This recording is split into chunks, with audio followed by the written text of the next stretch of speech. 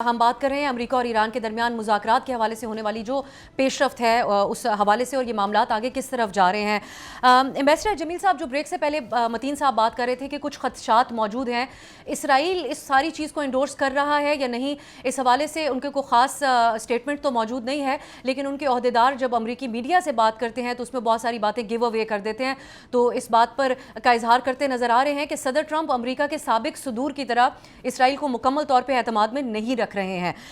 تو آپ کی نظر میں اب پاکستان کو جس لائٹ میں دیکھا جا رہا ہے، اس کا آپ تذکرہ کر رہے تھے، بطور ثالث ملک کن باتوں کو مد نظر رکھنا ہوگا؟ عمان کا ہم نے ذکر کیا، جس نے یہ جنگ شروع ہونے سے پہلے ثالثی کا کردار ادا کیا، مذاکرات نتیجہ خیز نظر آ رہے تھے، لیکن اسرائیل نے اور امریکہ نے حملہ کر کے اس کو، جس کو خود عمان کے وزیر خارجہ بتاتے ہیں کہ سپوائل کر دیا اور ان کو مایوس کیا۔ ساتھ ہی اس جنگ کے دوران عمان کے انہی وزیر خارجہ نے اپنے ایک آرٹیکل میں اس بات کا، امریکہ کی فورن پالیسی کو فیلڈ پالیسی کہا۔ آپ سمجھتے ہیں کہ اس سے بھی کچھ چیزوں کو دیکھتے ہوئے پاکستان کو اپنے کردار کو فریم کرنا ہوگا کہ کس طریقے سے ثالث کا کردار ادا کرنا ہے؟ جی ہاں، بالکل۔ پاکستان کو تو بڑا ہی سینسٹیو معاملہ ہے۔ پاکستان کو جب وہ ثالثی کی بات آئے گی، ابھی تو صرف کمیونیکیشن کا ایکسچینج ہے انڈائریکٹلی، لیکن جب بات آ جائے گی نیگوسیشن کی ٹیبل پر تو اس وقت اور مزید معاملات کو بڑے حساس طریقے سے ہینڈل کرنا ہوگا، کیونکہ جب ثالث ہوتا ہے تو ثالث پر اعتماد کرتے ہیں دونوں پارٹیز، اور اس میں اگر کوئی جو اس کے ٹرمز آف ریفرنس ڈیسائیڈ ہوتے ہیں اس سے اگر ڈیویٹ کیا جائے تو پھر ثالث ظاہر ہے وہ خوش نہیں ہوتا ہے، وہ ثالثوں سے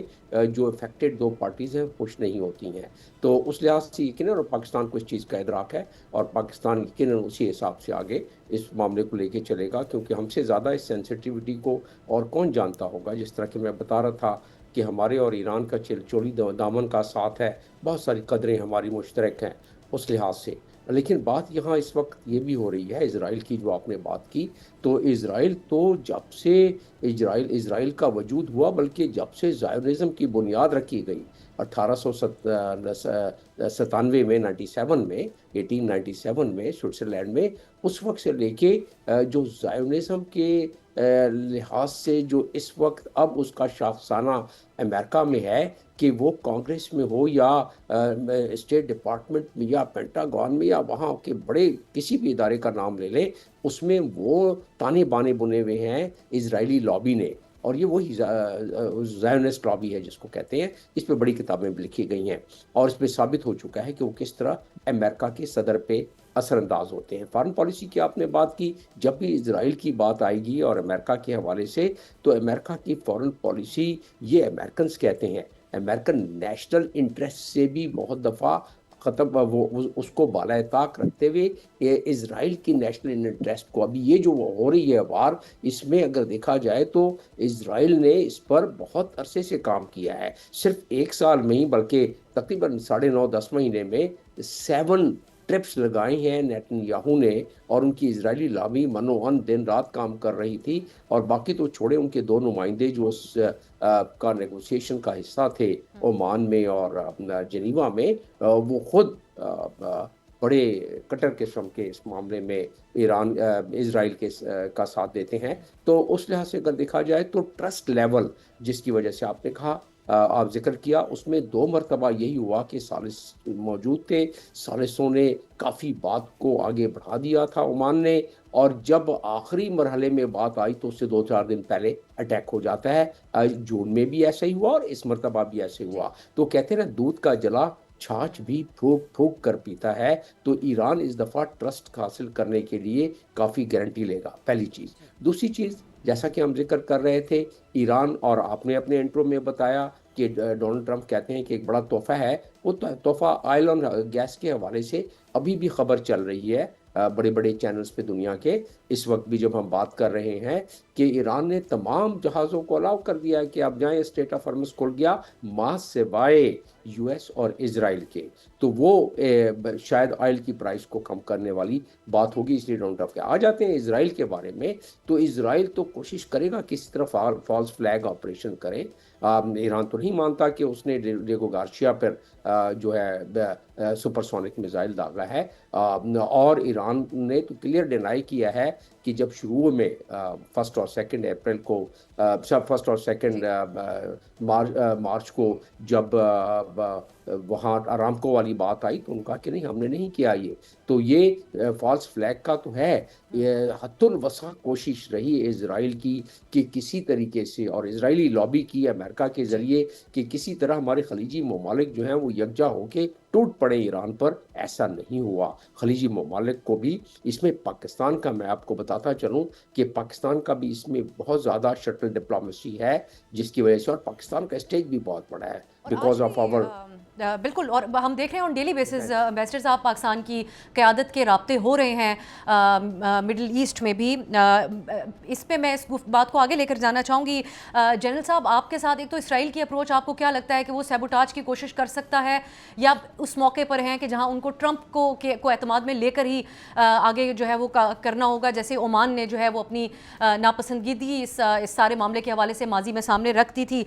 साथ ही जो खबरें हैं वो ये भी हैं कि अमेरिका की तरफ से 3000 फौजी मशरक़ के वस्ता भेजने के हवाले से मंसूबे के ऊपर काम किया जा रहा है। आप समझते हैं कि जो कुछ शक व शुबहात थे कि इस मुज़ाकरात की बात से टाइम बाइंग टैक्टिक के तौर पे इसको इस्तेमाल तो नहीं किया जा रहा, वो शक व शुबहात अभी तक मौजूद हैं सारे सिलसिले में, या ये वाकई ही संजीदा कोशिशें हैं बातचीत करने की अमेरिका की तरफ से? देखिए, इस वक्त आपके आखिरी पॉइंट को मैं पहले जरा जल्दी से बात कर लूँ कि अमेरिका को अनफॉर्चुनेटली इन्होंने जो स्मोक स्क्रीन खड़ी की डिप्लोमेसी की, और उसके बीच में से वॉर इम्प्लीमेंट हो गई और निकाल के इन्होंने एक उसको इस्टेब्लिश कर दिया वॉर को, तो वो मिसट्रस्ट और डिस्ट्रस्ट तो रहेगा। और फिर ये एक दफ़ा नहीं हुआ, 2-3 दफ़ा हो चुका है। अभी जो सीज फायर हुआ गाजा का, उसमें भी हमने देखा कि जो इजराइल है वो इम्प्यूनिटी के साथ अपने दे कंटिन्यूड किलिंग पैलेस्टीनियंस। लेबनान का सीज फायर का आपने देख लिया, आपके सामने है। तो track record is very very bad. और जो जनरल इंप्रेशन वो यही है कि वो जो कहते हैं ना कि tail is wagging the dog वाली बात है। आई थिंक इजराइल ने पुश किया अमेरिका को बहुत सारी चीज़ों के अंदर, और आज probably that resulted in the strategic miscalculation by United States of America by attacking Iran. America का जो एक इमेज था एक बड़ी पावर का, या जो उसका एक पावरफुल मिलिट्री का जो एक तासुर था, या जो वो समझते थे कि स्टिक से ये सारी चीज़ें हल कर लेंगे, वो हुर्मस को बंद करके कॉस्ट क्रिएट की गई, तो उसकी इफेक्टिवनेस कम हो रही है। रशिया जो है इस वक्त विनर, मैं इसलिए कहता हूँ कि वो देखे उसकी बहुत सारी चीज़ें लेजिटिमाइज हो गई। आप किस मुंह से कल रशिया कहेंगे कि आप ये यूक्रेन के खिलाफ न करें? यूक्रेन के खिलाफ जब आप एनर्जी पे वो हमला करते थे तो बहुत से प्रेसिडेंट्स को हमने सुना, अमेरिका से आवाज़ें आई, प्राइम मिनिस्टर स्ट्रेमर को हमने सुना, यूरोपियन यूनियन के लीडर्स को सुना कि ये एनर्जी जो वाली जगह है प्रोड्यूस करने वाली, उनको मत अटैक किया जाए, बट वो लेजिटिमाइज होगी। जहां तक इजराइल का ताल्लुक है जी, देखिए इजराइल अंडर प्रेशर तो है, ये मैं नहीं मानता कि इजराइल पे कोई प्रेशर नहीं है वॉर का। उसके एक्सपेंशनिस्ट डिजाइन्स भी हैं। अब उसने क्रिटिकल फैसला करना है कि आया जिस वजह से उसने अमेरिका को वॉर में भेजा, डिस्ट्रक्शन ऑफ ईरान, लीडरशिप को इन्होंने डिस्ट्रॉय किया, इन्होंने पॉलिटिकल मिलिट्री लीडरशिप को टेक आउट किया। दे थॉट कि 4-5 दिनों में एनवायरनमेंट बन जाएगी, एनवायरनमेंट नहीं बनी, और एनवायरनमेंट इतने जल्दी बननी भी नहीं थी। पाकिस्तान ये मशवरा अमेरिका को पहले दे चुका था। अपनी शुरू की आज से जो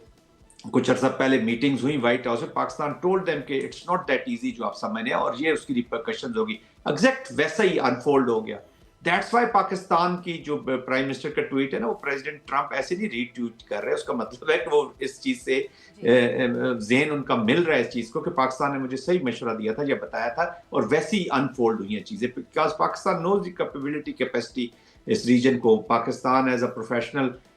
थिंकर्स बैठे हुए हैं, वो एग्जैक्टली सोचते हैं कि किस तरह होना है, और वैसा ही हुआ है। तो अमेरिका अब भी, मैं ज़ाती तौर पर समझता हूँ, तंग तो है, प्रेशर ज़रूर है, लेकिन इसको अब जारी रखवाने की ज़रूर कोशिश करेगा ताकि इसको लॉजिकल एंड तक ले जाया जाए। और अब जिस तरीके से चौथी शर्त आ गई है कि जो ईरान बैक्ड मिलिशियाज हैं या जो भी एलिमेंट्स हैं रीजन में, उनके खिलाफ भी जंग बंद की जाए। मेरे ख्याल में इजराइल को ये कभी भी सूट नहीं करेगा। इजराइल को इन्हीं एलिमेंट से खतरा रहा है, उसी पे उसने जंग की है, उसी पे उन्होंने जो रबल का ढेर बनाए हैं मुख्तलिफ जगहों पे, वही उनका कासस बला एंड रीजन फॉर वॉर रहा है, तो वो थोड़ी है नहीं जो सी दोनों ऐसी तरफ शर्तें काबिल कबूल हो। जो पॉइंट्स अभी तक सामने हैं, अब उसमें क्या तब्दीलियां आ सकती हैं, ये तो हमें आइंदा देखना होगा। मुझे तरफ जाने हम मतीन हैदर साहब से इसके बाद बात करेंगे कि हमने ये तो बात की कि इसराइल इसको सैबोटाज कर सकता है, लेकिन सदर ट्रंप के बयानात किस तरीके से इस पर असरअंदाज हो सकते हैं। सदर ट्रंप ने रिजीम चेंज करने का जो दावा किया है ईरान में, उस हवाले से बात होगी मतीन हैदर साहब से। सब्सक्राइब करें और बेल दबाएं ताकि कोई खबर रह न जाए।